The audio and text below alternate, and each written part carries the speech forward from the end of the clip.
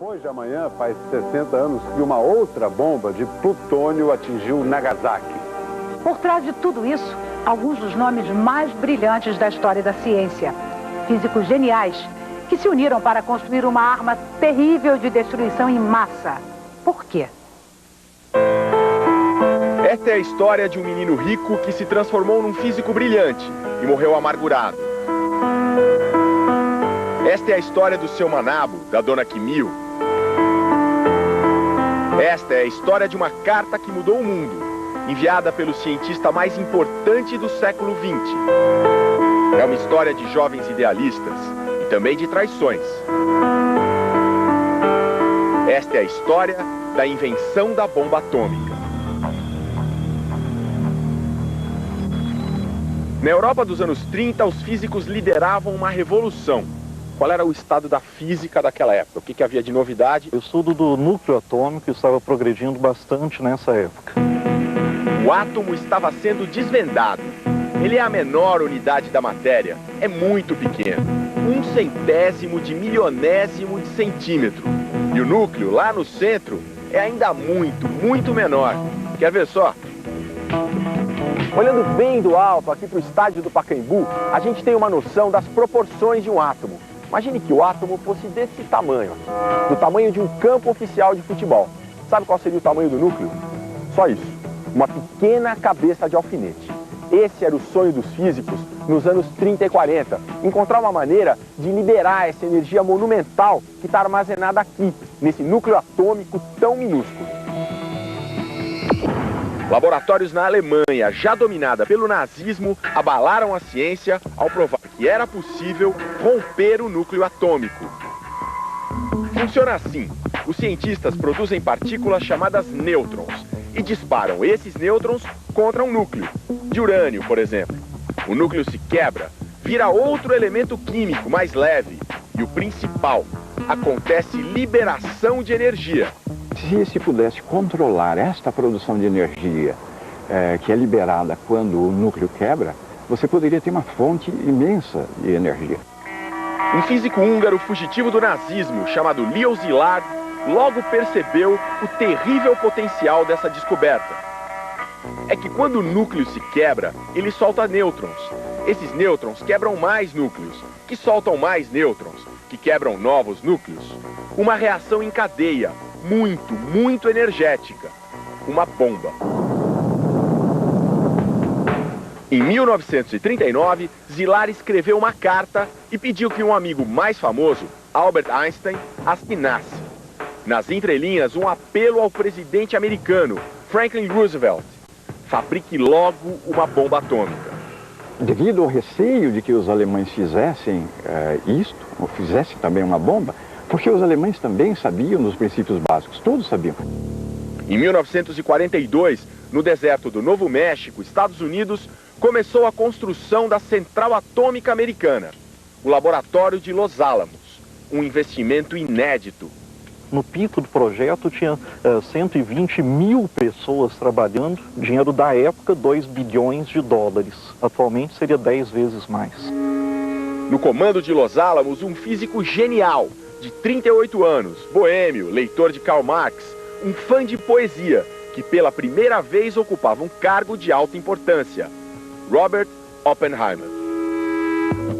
Os pesquisadores tinham dezenas de tarefas. Primeiro, purificar o urânio-235, raríssimo na natureza. É só esse tipo de urânio, o 235, que serve para fazer bomba. Depois, tinham de criar a bomba em si, escolher materiais, formatos, controlar a reação em cadeia, inventar mecanismos de explosão. Uma construção que demandou uma quantidade enorme de esforço de muita gente.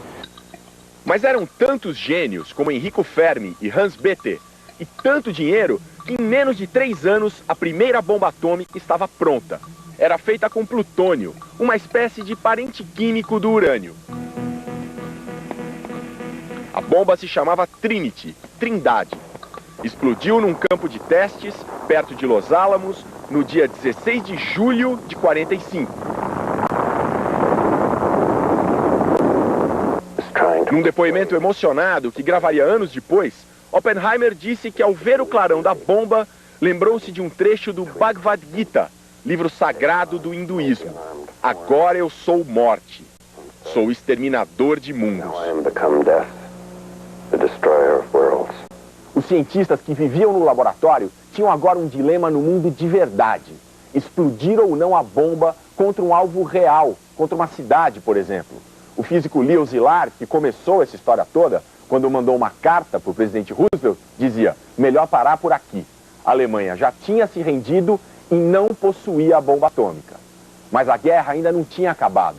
O Japão continuava lutando. E aí cai um mito, o de que Oppenheimer e seus seguidores eram cientistas inocentes, cheios de ideais, que construíram a bomba sem nunca imaginar que um dia ela seria realmente usada. O Oppenheimer e o Fermi, por exemplo, dois personagens importantes, vão assinar um documento em junho de 45, dizendo que eles não veem outra alternativa a não ser fazer uso militar mesmo da bomba.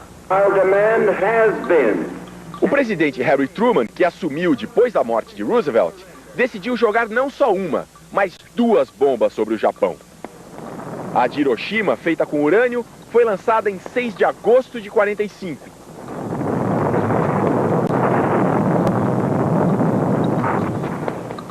Eu nasci no Hiroshima. Dona Kimil estava lá. Tinha 17 anos. Tudo queimando. Casa também, montanha também. Todo mundo aí queimado e toma que a água toma e morre.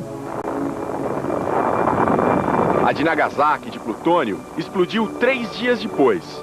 Seu Manabu Ashihara, na época com 16 anos, viu tudo. その時にね、うちの方はうちの方でそのボンバー別に落ちたんやっぱり爆散地、その時俺はおったんだよ。でボンバーが長崎を落ちた時にはただ雲だけ見たんだよね。No total, cerca de 100 mil mortes instantâneas. Era o fim da guerra. Oppenheimer virou um herói popular, conselheiro do governo americano, até que aos poucos foi se transformando num opositor feroz da construção de mais armas atômicas. Só que nos anos 50, auge da paranoia anticomunista, Oppenheimer foi delatado por ex-companheiros. Seu crime? Ter um passado de esquerda. Julgado, acabou proibido de ter acesso a segredos de Estado. Foi humilhante. O pai da bomba atômica nunca mais se recuperou psicologicamente. Seu Manabu e Dona Kimil também nunca mais foram os mesmos.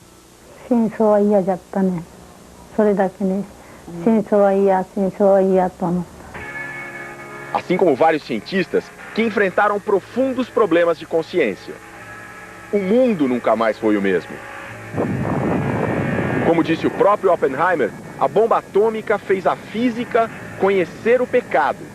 Mudou totalmente a capacidade de destruição do ser humano. A característica mais profunda do ser humano, que é, no fundo, a possibilidade da destruição em massa, a morte em grande escala, que faz com que a gente pense seriamente no que é a espécie humana, e faz a gente refletir seriamente sobre ética, sobre humanismo.